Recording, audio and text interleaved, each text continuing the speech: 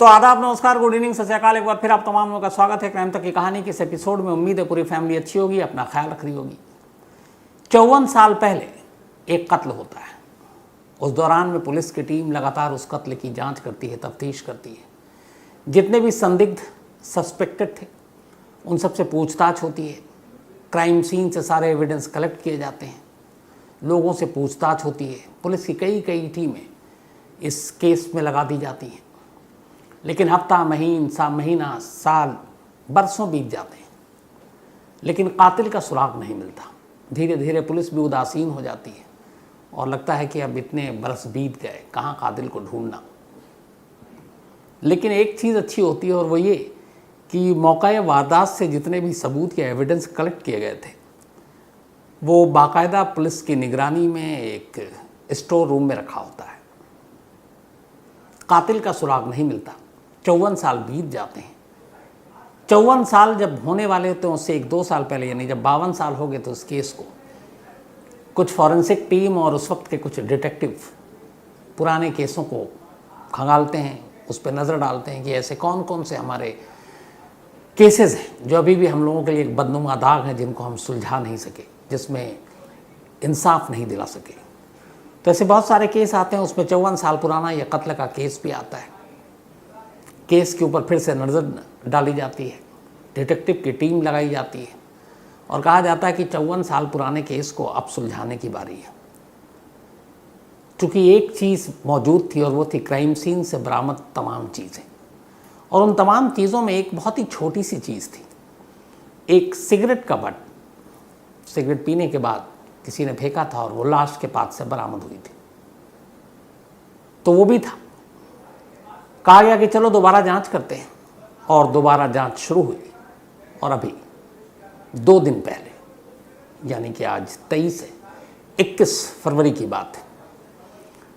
21 फरवरी को वेरमॉन्ट पुलिस एक press conference करती है और 54 साल पुराने कत्ल के इस केस को सुलझा लेने का दावा करती है। और जिस लड़की का कत्ल हुआ था, बाकायदा उसकी सिस्टर को उस प्रेस कॉन्फ्रेंस पे बुलाया जाता है और उनके सामने वो सारे सबूत, सारी चीज़ें दिखाई जाती हैं और साथ ही दिखाई जाती है कातिल की तस्वीर।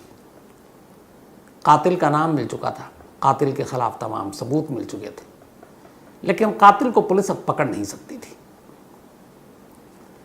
पूरी कहानी शुरू होती 1971 में। 1971 की बात है। एक लड़की 24 साल की, जिसका नाम था रीटा करन। रीटा करन एक अच्छे परिवार से थी। 1971 में वो अपने घर, अपने माँ बाप को छोड़कर वेरमॉन्ट पहुंचती है। वहाँ पे चूँकि वो पहले कॉलेज कर चुकी थी, वहाँ आने के बाद अब वो एक 2nd ग्रेड की टीचर थी। एक वेरमॉन्ट के एक स्कूल में उसने नौकरी शुरू कर दी।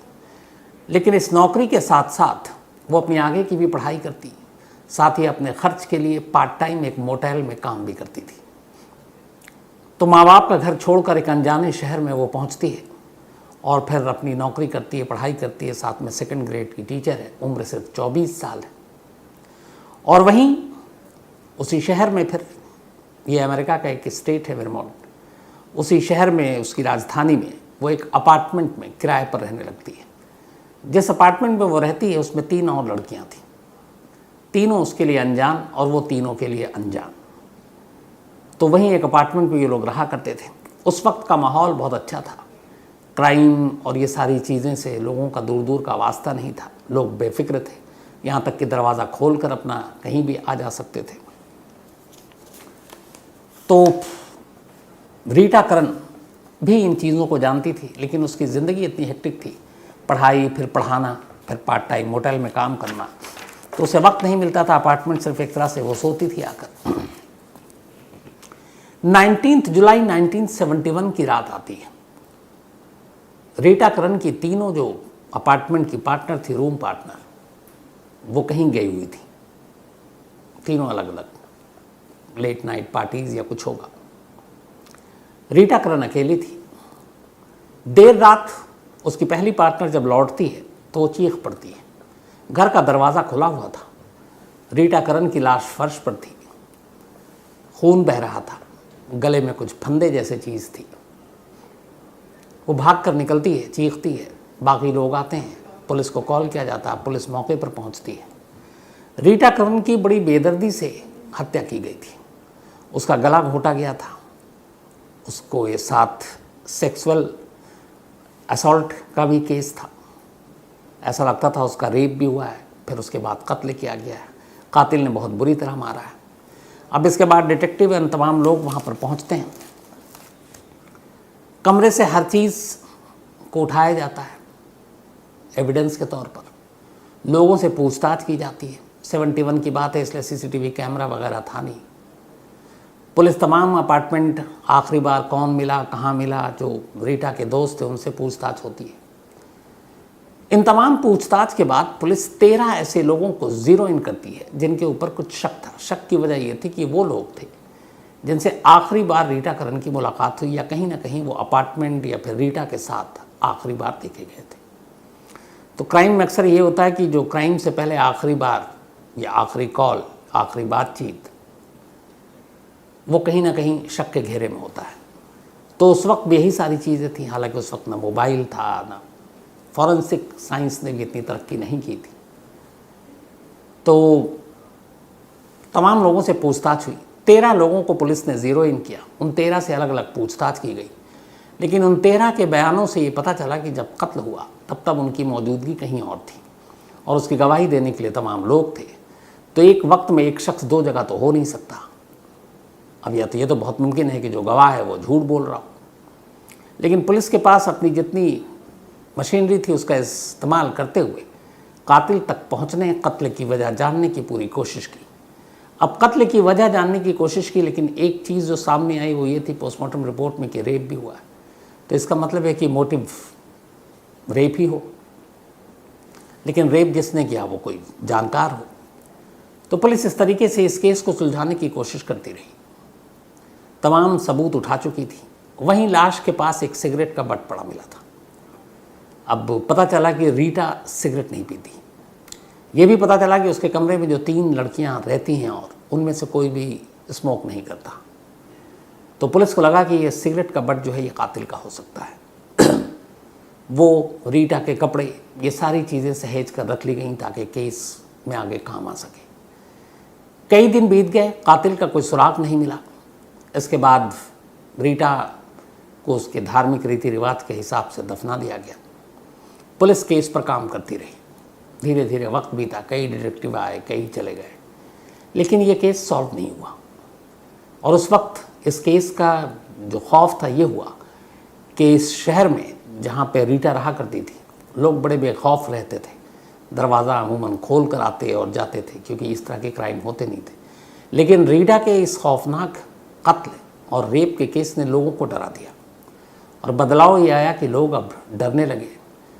अपने दरवाजे को न सिर्फ बंद करते, कई बार जांचते, चेक करते कि वो बंद है कि नहीं। तो शहर में एक दहशत का माहौल एक कत्ल ने पैदा कर दिया था। पुलिस के ऊपर जिम्मेदारी थी कि वो कातिल को पकड़े ताकि लोगों के दिलों से खौफ दूर कर सके, लेकिन तमाम कोशिशों के बावजूद कातिल हाथ नहीं आ रहा था। एक एक करके जितने सस्पेक्ट थे वो भी पुलिस उनको क्लीन चिट देती गई। साल बीतता गया, 71, 72, 73, करीब 50 साल बीत गए। 50 सालों में रीटा मर्डर केस को पुलिस सुलझा नहीं पाई। 50 साल के बाद 2018 में एक मीटिंग हुई। डिटेक्टिव और तमाम लोग बैठे हुए थे। उन्होंने कहा कि इस शहर के कुछ पुराने केस पर नज़र डाली जाए। और अमेरिका में अक्सर ये होता है कि जो भी ओल्ड केसेस होता है उन सब के बीच में एक रिव्यू मीटिंग होती है कि इसमें कोई अपडेट है, इसमें कोई जानकारी है, कहीं से कोई मदद मिली, तो उसमें अगर कुछ होता है तो फिर वो केस को आगे करते थे। तो 2018 में इसी तरीके से एक रिव्यू मीटिंग में रीटा का केस वहाँ के डिटेक्टिव के सामने आया, वेरमोंट में। अब जब रीटा करण का केस सामने आया तो फिर पता चला कि इसमें अब तक कुछ हुआ नहीं है, जांच में कोई प्रगति नहीं है। जितने सस्पेक्ट थे वो सब छूट चुके हैं और लगभग अब 49-50 साल हो गए थे जब इसके दोबारा इन्होंने रिव्यू किया। रिव्यू करने के बाद डिटेक्टिव ने कहा कि इस केस से जुड़े हुए फाइल जब पढ़ी तो पता चला इस केस से जुड़े हुए बहुत सारे सबूत जो हैं वो आज भी एक स्टोरेज में रखा हुआ है और ऐसे केसेस को तमाम प्रॉपर्टी को संभाल कर रखा जाता था। तो तय हुआ कि ठीक है, इस केस को दोबारा रीओपन करते हैं और चलते हैं, जो जो इस पेपर में लिखा हुआ क्या क्या चीज़ें रखी हुई हैं उनको एक बार और देखते हैं शायद कुछ मदद मिले। डिटेक्टिव की टीम पहुंचती है स्टोरेज में, सारी चीज़ों को देखती है, उसमें रीटा करी के कपड़े, बाकी सारी चीज़ों के साथ वो सिगरेट का बट भी है। अब 2018 है, साइंस तरक्की कर चुका है, डीएनए अब बहुत ज़्यादा हाई फाई हो चुका है, उस ज़माने में इतना नहीं था। तो पुलिस की टीम कहती है कि इसको दोबारा, आप चुके डेटा बैंक में बहुत सारे डीएनए के सैंपल हैं, अमेरिका में यह आम बात है, अब बहुत सारे देशों में है। तो ये हुआ कि इन चीज़ों को निकालते हैं। सिगरेट का बट सबसे इजी काम ये था कि उसके ज़रिए आप डीएनए को पकड़ सकते थे। तो फिर नई डीएनए टेक्निक के ज़रिए उस लार्क सिगरेट उसको भेजा गया कि इससे पता किया जाए कि ये किसी से मैच करता है कि नहीं। अच्छा, ये सारी चीज़ें चल रही थी, थोड़ा थोड़ा वक्त लगा। उस सिगरेट का जब वो किया गया तो उसके डीएनए जो है मैच किया एक मेल से। अब जब मैच किया मेल से तो फिर हुआ कि ये मेल है और उसका एक डीएनए है, लेकिन फिर उसको न्यूयॉर्क सिटी में एक तो भेजा गया उसको। उसके बाद कहा गया कि चलो इस मेल के डेटा से निकाला जाए डीएनए के। तो जब डेटाबेस में उन्होंने सर्च किया तो जो अमेरिका के जितने डेटाबेस में लोगों के डीएनए थे उनमें से कहीं किसी मेल से वो मेल का डीएनए मैच नहीं किया, यानी कि डेटा बैंक में डीएनए के वो शख्स था ही नहीं अमेरिका में। तो अब ये बड़ी अजीब बात थी कि एक शख्स का मैच कर रहा है, लेकिन जो सारे लोगों के डीएनए के सैंपल जहाँ पे हैं उस बैंक में उस शख्स का है ही नहीं। अब इसके बाद भी कोशिश जारी रही फॉरेंसिक टीम के ज़रिए।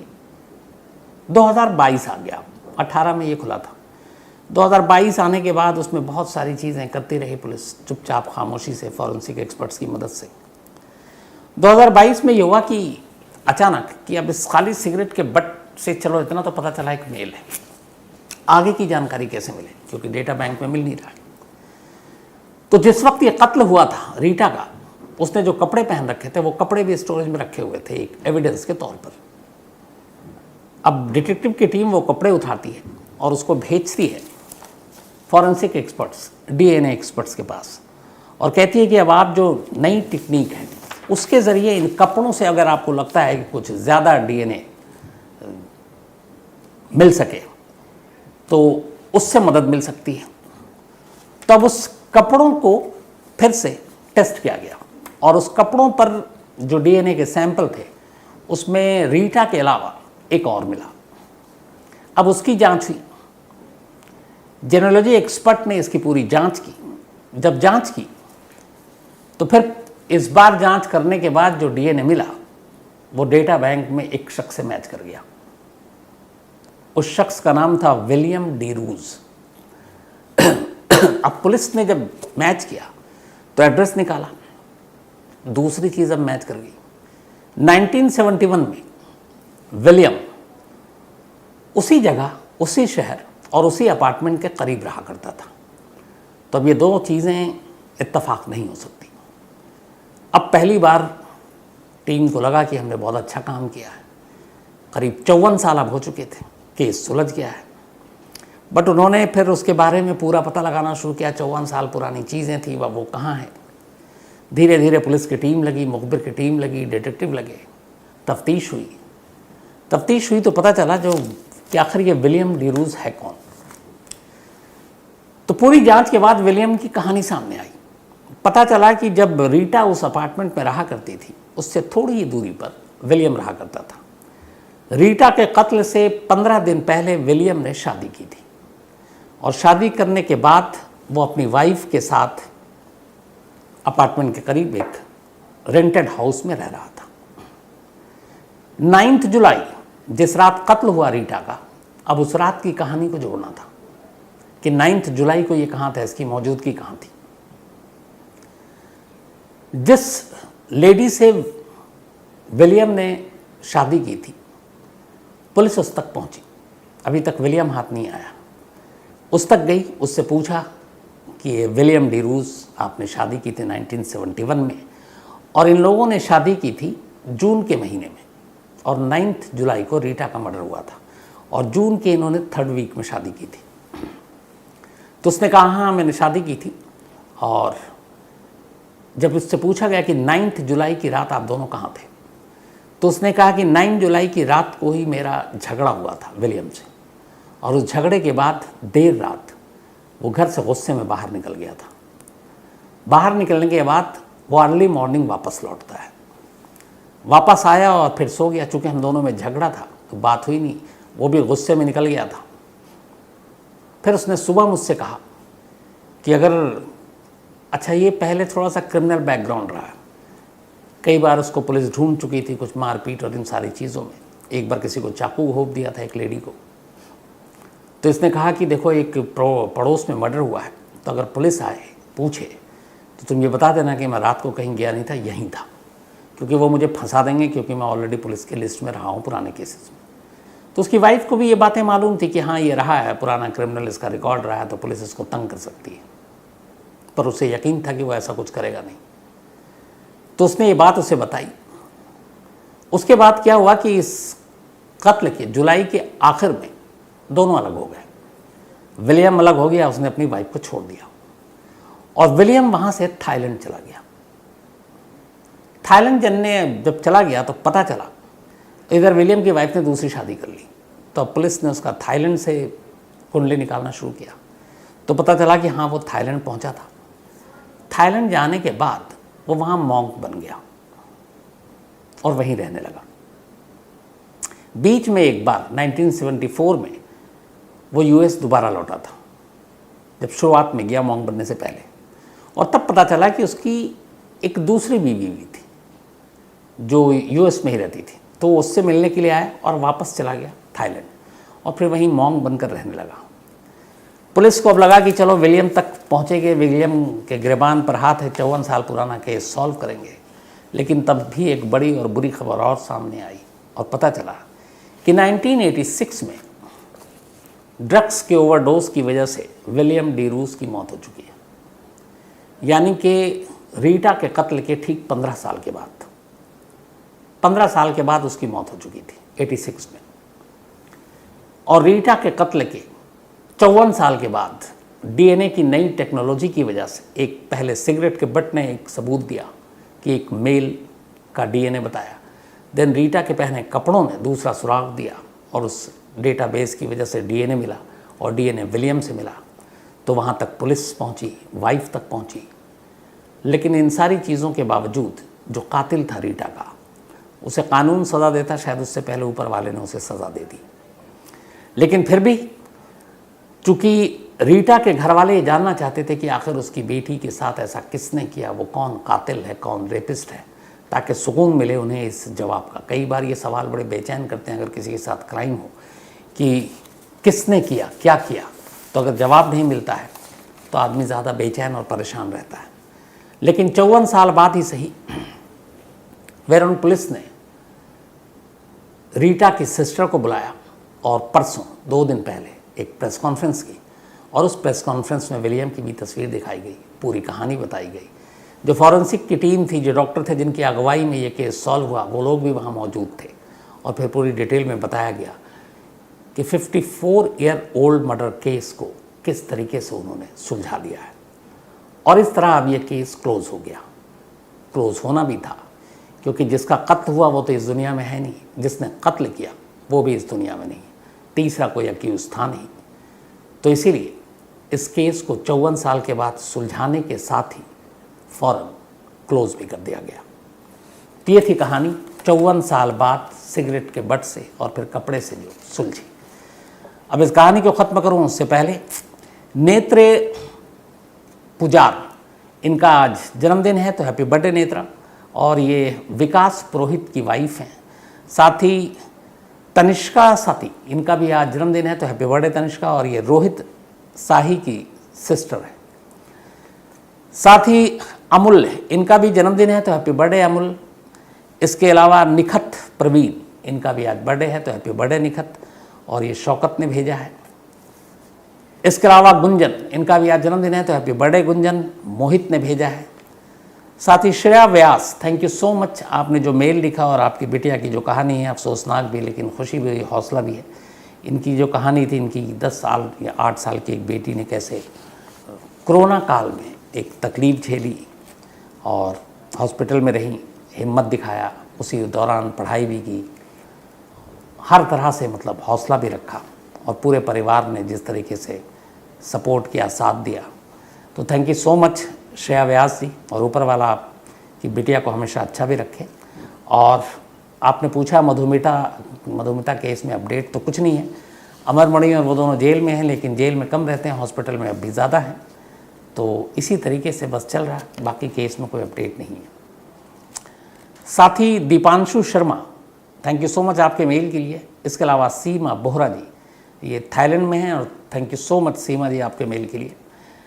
आसिफ निज़ाम अंसारी, थैंक यू आपका भी। बबीता अकुपोली, इन्होंने कहा कि निकिता चूँकि पहली बीवी थी, तो साहिल के ख़िलाफ़ निकिता के घर वालों, बल्कि निकी के घर वालों को चीटिंग का केस भी दर्ज करना चाहिए, क्योंकि उसने झूठ बोलकर दूसरी शादी की। ऑलरेडी पुलिस के FIR में अब ये नया सेक्शन लगने जा रहा है। साथ ही कदम कुंडू, एक कहानी की फरमाइश की है। साथ ही संगीता बुदा ठोकी, इन्होंने भी थैंक यू सो मच आपके मेल के लिए। राहुल यादव, थैंक यू आपका भी। और मंटू महतो, थैंक यू आपका भी। तो कहानी खत्म करूं उससे पहले मैं एक जानकारी आपको दे दूं कि 24 और 25 फरवरी साहित्य आज तक लखनऊ में पहुंच रहा है, जहां तमाम साहित्यकार, कलमकार, गीतकार, ग्लोकार, फिल्मकार, मौसीकीकार ये लोग होंगे, मुशायरा भी होगा। और अंबेडकर मेमोरियल पार्क गोमती नगर में 24 और 25 फरवरी को है। और सैटरडे मैं वहाँ रहूँगा शाम को, तो क्राइम तक फैमिली मेम्बर जो भी होंगे उनसे पक्का वहीं मुलाकात होगी। तो साहित्य आज तक 24 और 25 फरवरी लखनऊ के अंबेडकर मेमोरियल पार्क गोमती नगर में, मौका मिले तो आइएगा ज़रूर। फिलहाल इतना ही, अब आपसे मुलाकात होगी कल रात 9 बजे किसी नई कहानी के साथ। तब तक अपना ख्याल रखिएगा। Thank you very much.